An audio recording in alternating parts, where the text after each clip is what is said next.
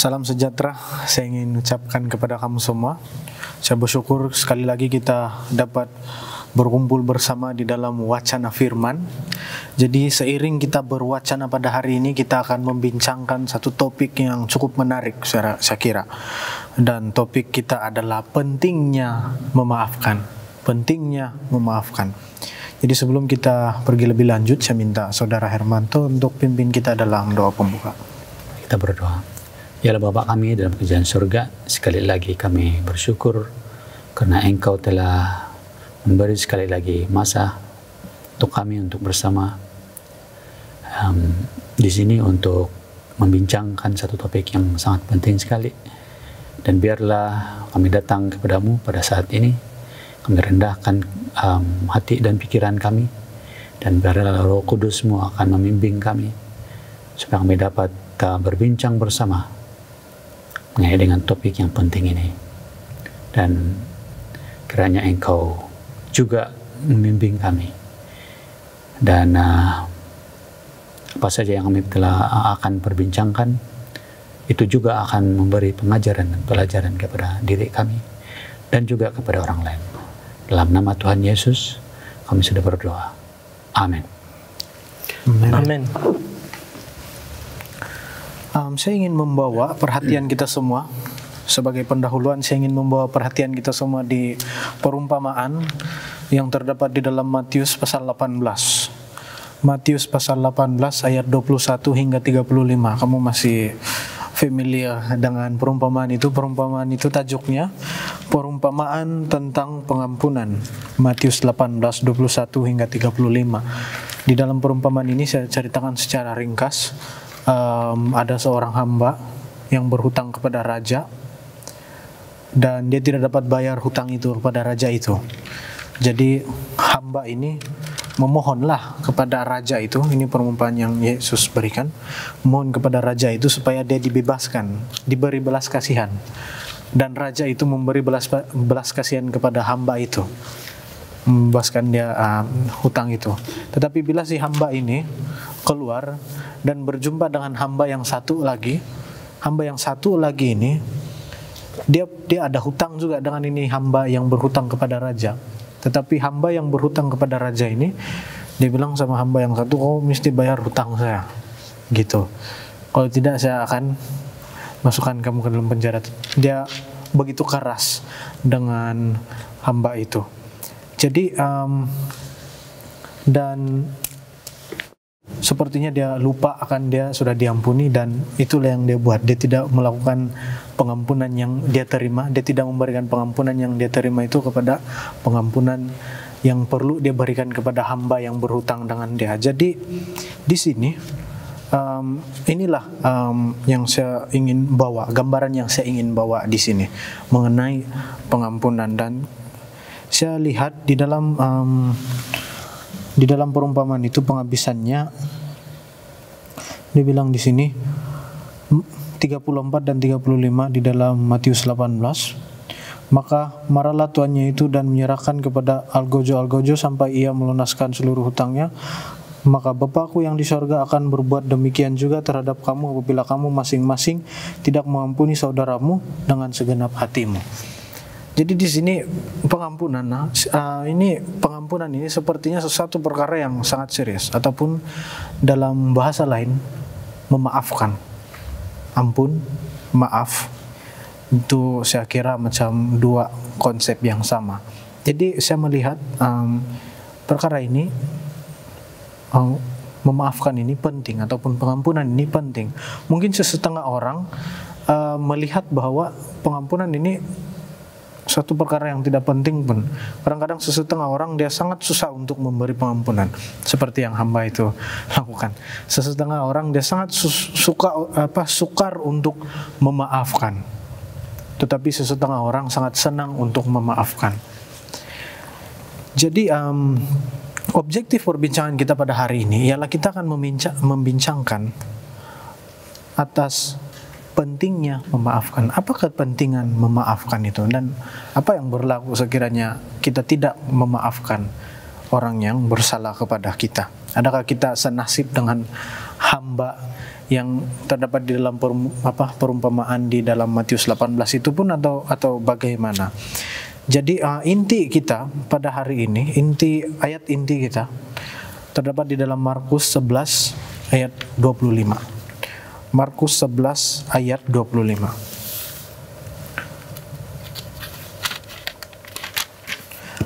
Markus 11 ayat 25 dibilang di sini, dan jika kamu berdiri untuk berdoa, ampunilah dahulu sekiranya ada barang sesuatu dalam hatimu terhadap seorang, supaya juga Bapamu yang di surga mengampuni kesalahan-kesalahanmu. Macam ada perkaitan di dalam Matius 18 dan juga Markus 25 di sini. Macam ada perkaitan, dan saya rasa kita akan bincangkan itu dengan lebih lanjut lah selepas ini. Saya suka untuk mula dengan konteks. Setiap kali kita mempelajari ayat inti kan, saya suka memula mempelajari dengan ayat konteks itu. Jadi ayat inti kita Markus 11 25. Jadi saya ingin bertanya kepada Pastor Jaran lah. Saya melihat bahwa perenggan di Matius pasal 11 ini, untuk ayat inti kita, perenggan dia macam bermula di ayat 20.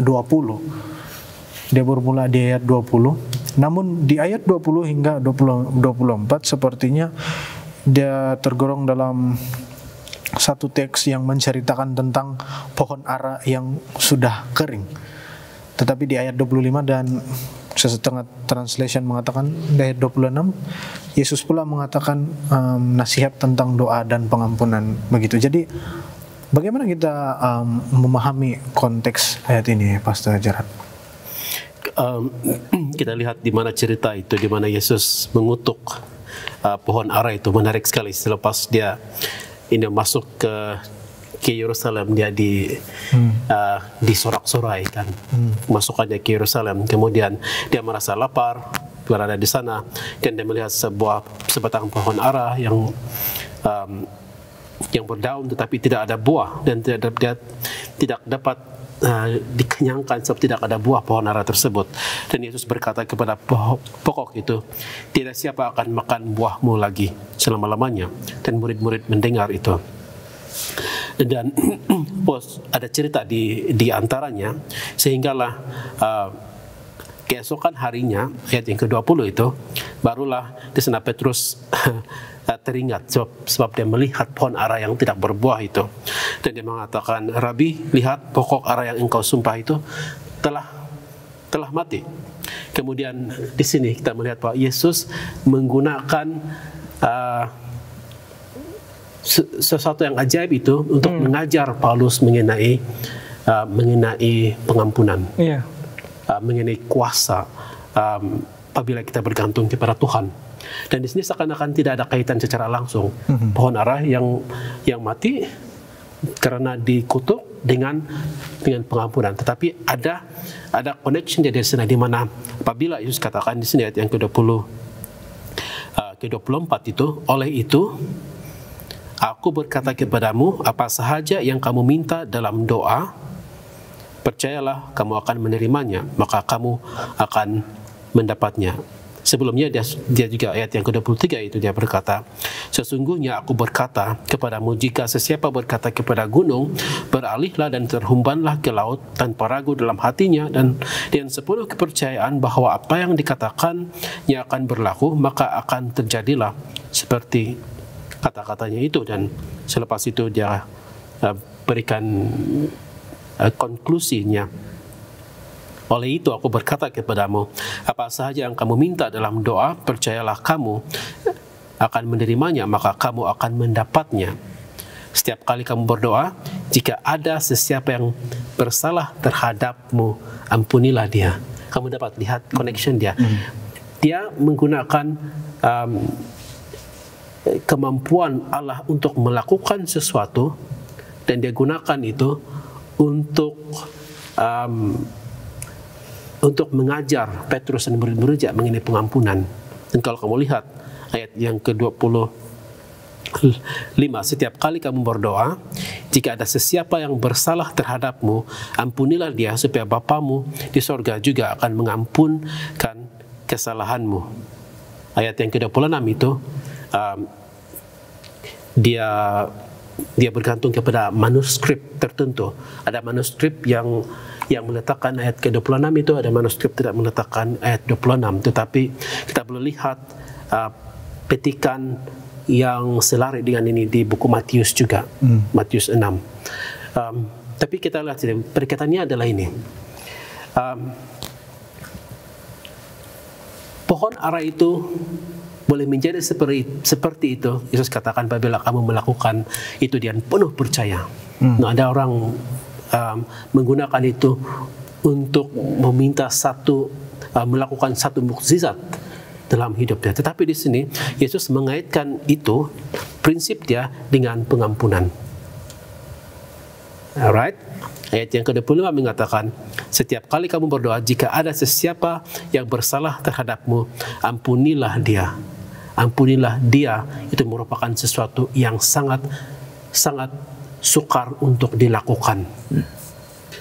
Tetapi apabila Yesus katakan, apabila kamu minta dengan doa penuh percaya, Tuhan akan membuatkan kamu mampu melakukan itu. Mengampuni. Sebab itu Yesus menggunakan itu untuk mengajar mereka mengenai pengampunan. Bukan sekadar untuk meminta mukjizat. Di sini kita tidak melihat penggunaan asalnya di sini. Ya, sangat menarik itu Pak Sujarat. Sepertinya saya mendapat pencerahan daripada penjelasan seperti itu, dan kalau saya tidak silap, saya macam mau ulang balik lah apa yang Pastor cakap supaya saya tambah clear dan kamu juga mungkin tambah clear. Jadi di dalam ayat 20, Markus 11 ayat 20 hingga 25 ini, Tuhan sebenarnya memang dia ingin mengajar tentang pengampunan ataupun bagaimana, Pastor? Ataupun dia mengambil kesempatan dari pokok ara itu dan mengajar. Dia mengambil kesempatan itu. Sebab apabila kita lihat, seakan-akan konteksnya tidak berkaitan di sini. Seakan-akan Yesus mengatakan sesuatu di luar konteks. Tapi begitu cara Yesus mengajar sebenarnya. Dia mengambil satu konteks dan dia apply itu konteks, dan dia kaitkan itu untuk mengajar satu hal yang lain. Dan contohnya adalah ini. Ya, mungkin juga Yesus memberi murid-muridnya tengok bagaimana dia Tuhan itu berkuasa. Dia kutuk saja itu pokok itu terus mati. Dan pada ayat yang ke-25, setiap kamu berdoa, jika ada sesiapa yang bersalah kepada kamu, ampunilah. Yang mengampuni ini sukar bagi seorang manusia untuk mengampuni. Tetapi dengan berdoa dan kamu percaya bahwa kamu dapat melakukan untuk mengampuni seseorang itu, kamu dapat melakukan karena kita percaya Tuhan yang berkuasa. Dan dia katakan gunung tadi itu kan, itu merupakan satu halangan yang besar. Itu satu kiasan yang mengatakan bahwa ini adalah halangan yang besar bagi seseorang untuk mengampuni. Percaya itu boleh dihumban ke laut. Katakan. Jadi bermaksud Yesus menyadari yang mungkin murid-muridnya ini ada masalah untuk mengampuni. Sebab itu dia terus mengambil kesempatan untuk mengajar mengenai mengampuni ini daripada apa yang telah berlaku. Barangkali lah kan saya kira ini satu perspektif yang baru dan saya nampak ini perspektif sangat menarik. Memaafkan itu boleh jadi perkara yang sangat sukar. Ya. Dan sepertinya Yesus kaitkan itu dengan gunung itu. Satu halangan seperti yang Pesujarat katakan, satu halangan yang sangat besar untuk dilakukan, sesuatu perkara yang sangat sukar untuk dilakukan. Tetapi dengan berdoa dan percaya kepada Tuhan, maka semuanya itu dapat dilakukan. Jadi soalan saya di sini masih lagi, kenapa memaafkan itu sangat penting? Kenapa memaafkan itu sangat penting? Bolehkah saya katakan kalau penyembahan kita ataupun doa kita kepada Tuhan itu kan sepertinya tidak ada makna kalau kita tidak tahu bagaimana untuk memaafkan orang yang pernah melakukan kesalahan terhadap diri kita. Bagaimana dengan pendapat kamu? Nampaknya daripada bacaan kita tadi dalam Matius dan juga Markus, di sana kita melihat bahwa pengampunan itu ada. Dan saya percaya memandangkan Alkitab sendiri telah ditulis mengenai pengampunan, jadi pengampunan itu penting. Nah, kalau soalan yang baru saja kamu katakan tadi, Jeff, mengenai bolehkah saya katakan bahwa penyembahan atau doa saya kepada Tuhan itu tidak maknanya kalau saya tidak tahu untuk memaafkan. Bagi saya mungkin iya. Mungkin iya. Saya akan menjelaskan apa pandangan saya, dan saya akan memberi ruang kepada rekan-rekan saya untuk menjelaskan lagi tentang ini. Ada seorang sahabat mengatakan kepada saya bahwa dia dibesarkan dengan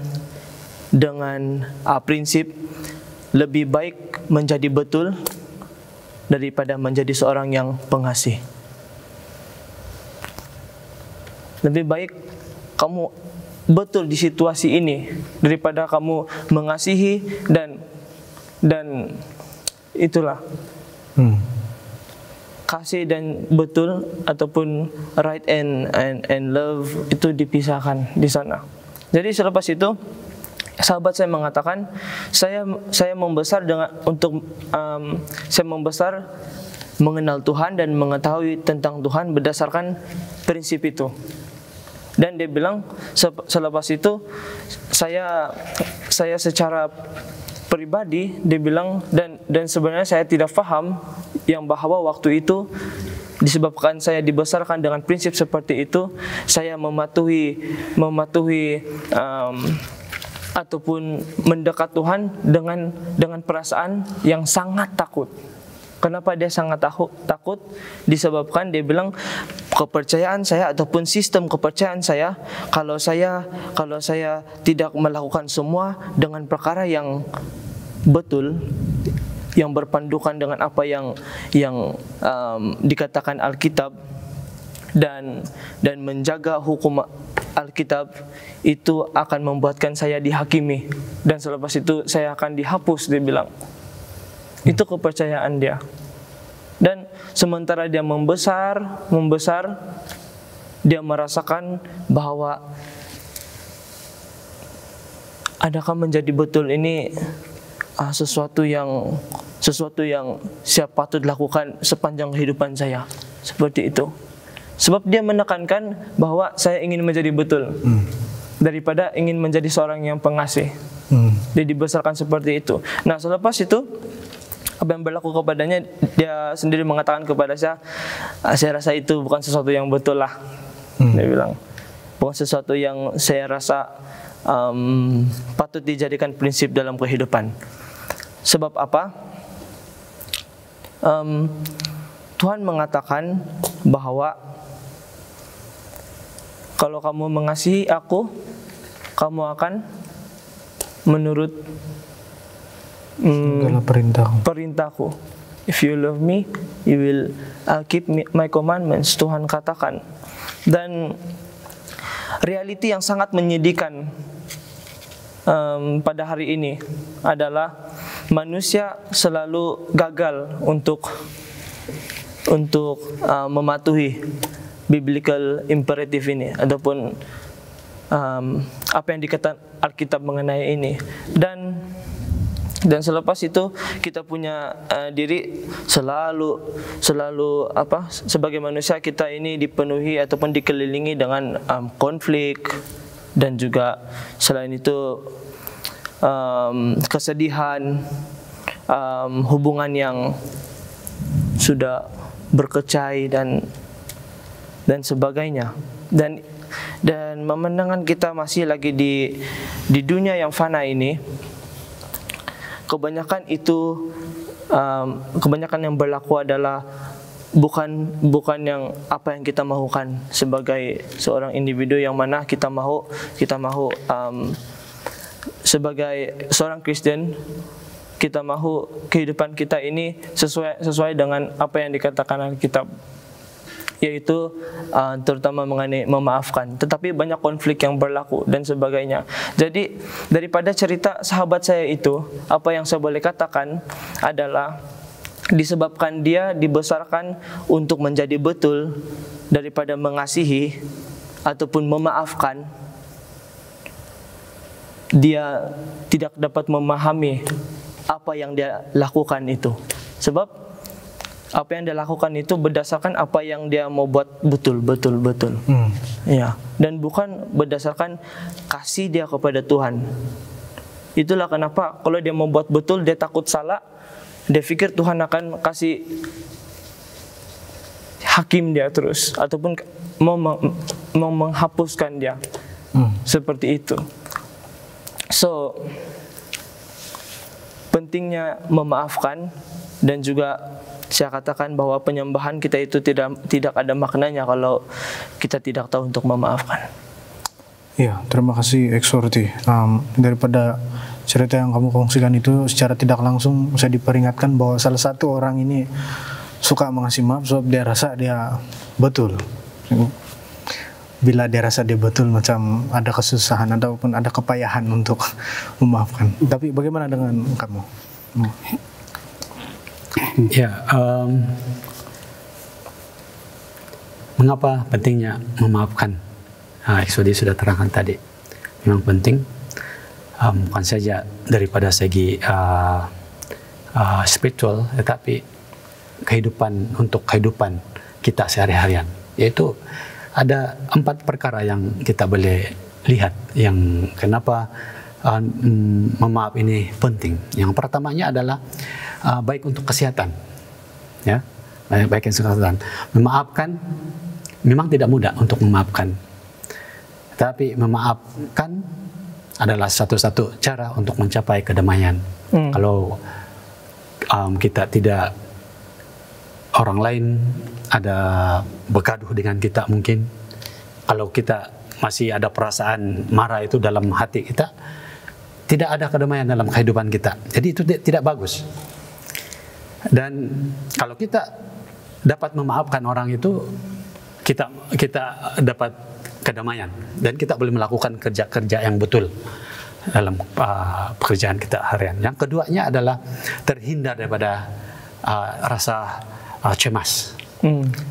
Kalau kita marah seseorang, kita merasa dendam, saya mau pukul dia, dia bilang kan, kadang-kadang gitulah orang kan, kalau yang kuat pukul lah.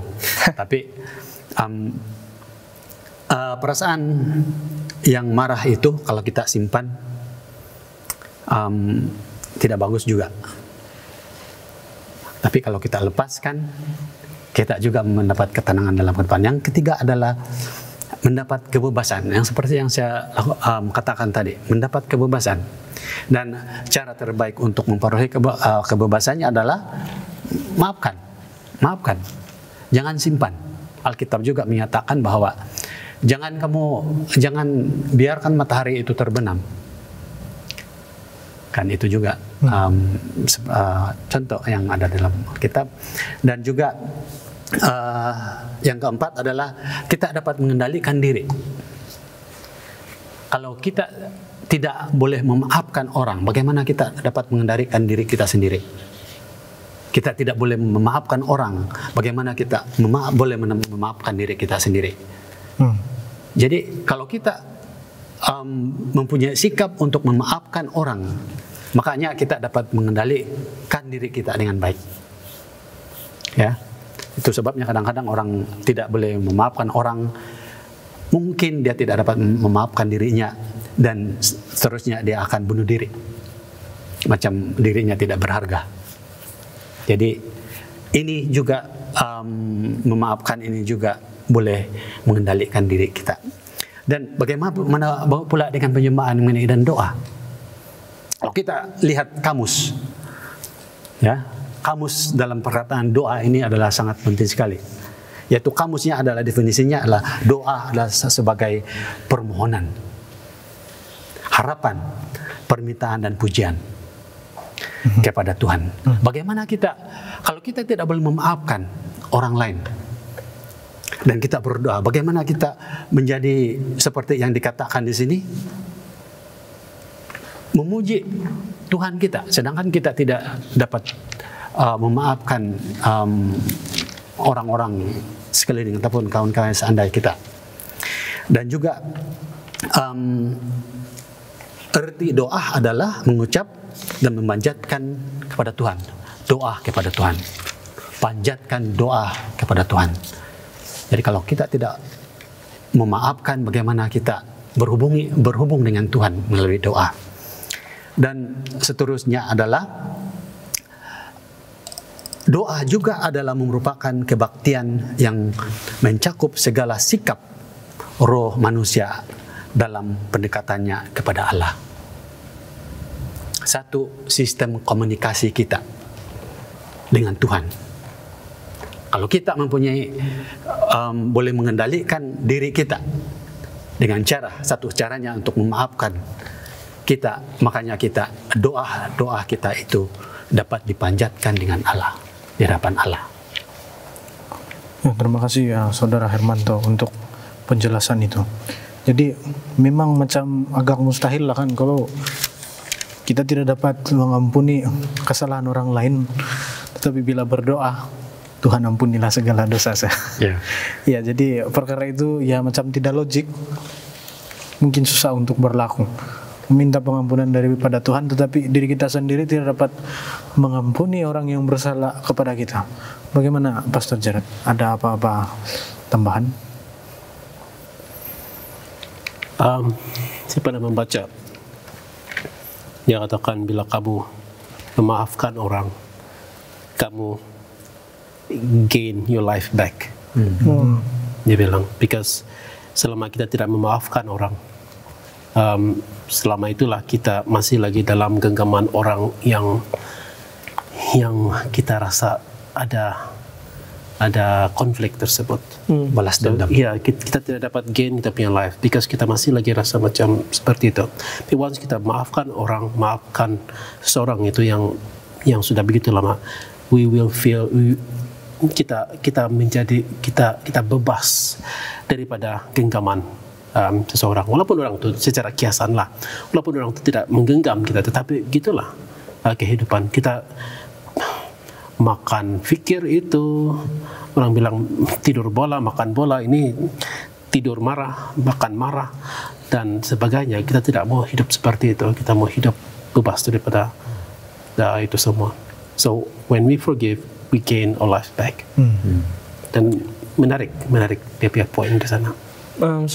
Sehubungan dengan itu, sebenarnya apabila kita memaafkan ini kan, apabila kita mengampuni seseorang, itu bukanlah sesuatu yang kita seolah-olah rasa yang macam tidak ada pernah berlaku, ataupun kita boleh katakan tidak pernah berlaku begini, ataupun ini saya tidak ingat, macam itu. Sebenarnya kita tidak boleh, kalau saya boleh katakan, pretend seolah-olah itu tidak pernah berlaku, tapi dalam masa yang sama kita mengetahui benda itu pernah terjadi. Tetapi apabila kita mengampuni seseorang, itu akan membuka hati kita untuk mengasihi, membuka hati kita untuk mengasihi. Nah, apabila kita terbuka hati untuk mengasihi, sekarang kita boleh berdoa untuk mereka yang sudah menyakiti kita. Jadi apa yang dikatakan Pastor Gerald dan juga Saudara Hermanto itu sangat betul lah. Ya, terima kasih di atas perbincangan tadi, penjelasan yang sudah kamu berikan untuk soalan yang sudah diberikan itu tadi. Jadi kalau kita melihat di Injil ini kan, sepertinya Yesus memberikan masa untuk mengajar murid-muridnya mengenai pengampunan. Salah satunya di Markus 11 dan satu lagi di Matius 18 yang sudah bacakan itu seperti tadi. Jadi rasa-rasanya mengapa pengampunan ini penting bagi Yesus? Kenapa Yesus sepertinya mementingkan pengampunan ini untuk ada di dalam umat-umat Dia? Dan saya percaya apa yang Yesus ajarkan itu tidak cuma relevan kepada murid-muridnya, ia seharusnya relevan juga kepada kita hari ini yang merupakan pengikut Yesus sendiri. Jadi kamu ada apa-apa ulasan untuk soalan ini?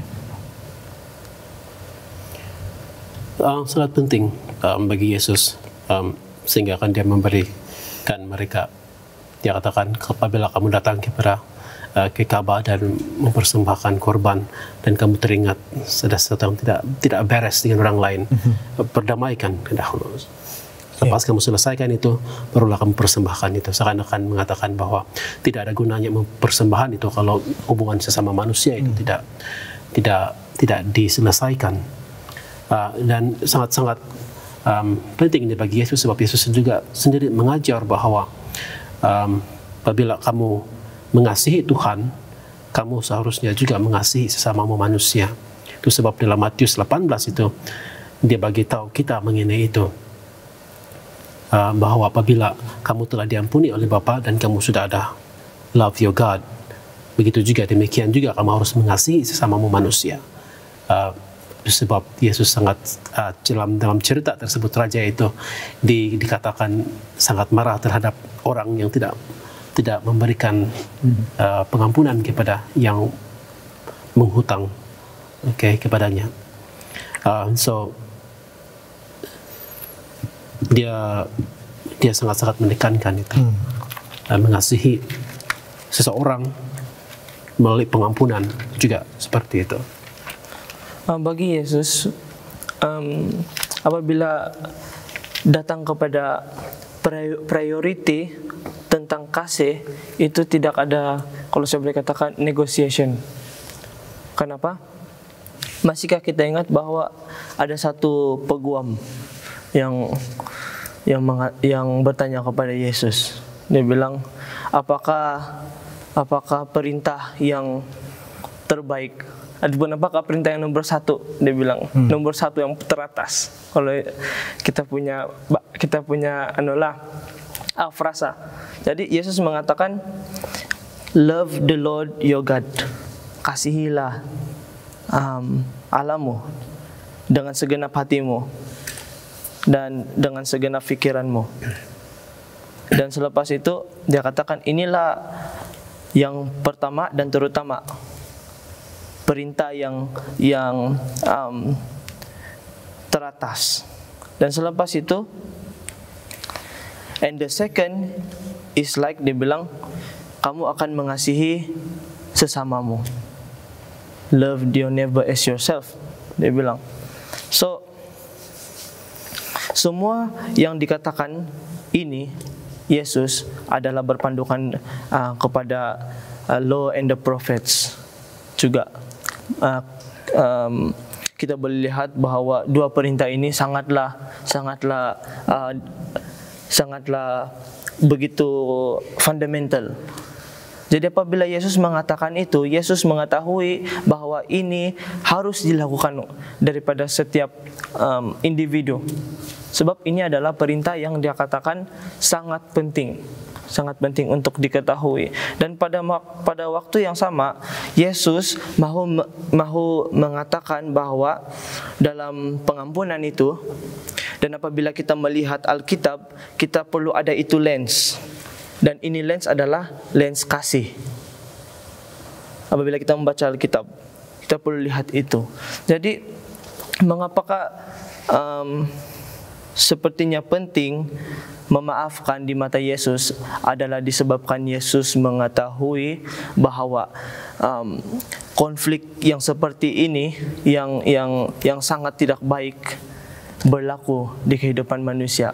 Jadi bagaimana manusia untuk mengampuni seseorang, sungguh pun itu sangat sukar, adalah berbalik kepada Alkitab. Dan Alkitab mengajarkan perintah yang mana Yesus sudah mandatkan kepada kita untuk kita turuti. Ya, saya juga suka untuk memberi sedikit pencerahan mengenai dengan soalan tadi, dengan mengapa sifat memaafkan ini sepertinya sangat penting di mata Yesus. Kalau kita lihat di dalam Matius 5 ayat 44, tetapi sekarang aku berkata kepadamu, kasihilah musuhmu dan berdoa dan doakan orang yang menganiayamu. Berarti di sini kita harus mengampuni. Kita menghargai, inilah perintah yang kita harus mengampuni. Dan juga ya, kalau kita lihat di dalam Matius 6 ayat 14 dan juga 15. Ya.